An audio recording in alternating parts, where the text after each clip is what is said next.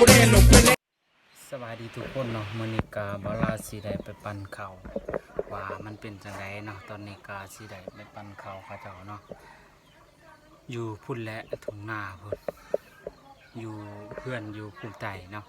ตอนนี้กาถ้าชอบคลิปนี้ก็อย่าลืมกดไลค์กดแชร์เนาะกด Subscribe เพื่อเป็นกำลังใจให้บ่าวลาวเนาะ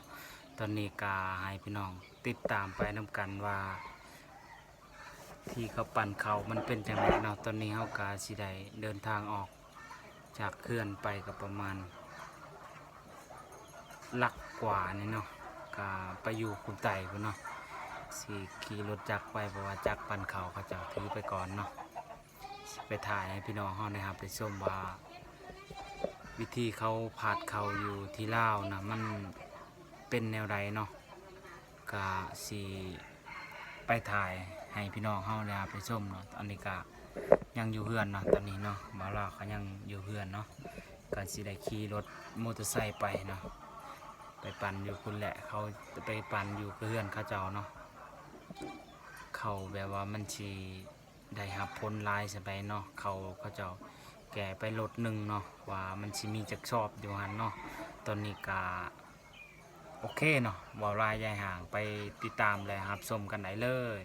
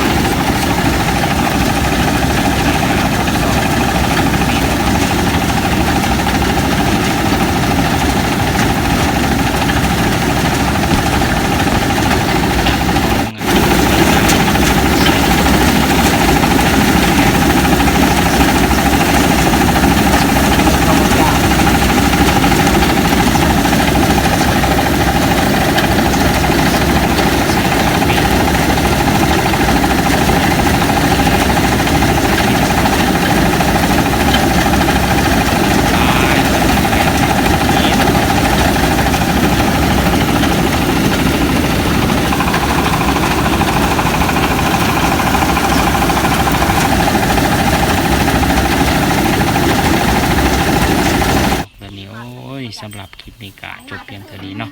ถ้าชอบก็อย่าลืมกดไลค์กดแชร์กด Subscribe เพื่อเป็นกำลังใจให้บ่าวลาวนำเนาะพี่น้องเอาควายมือกลมเขาเอาไปเอาไม่ได้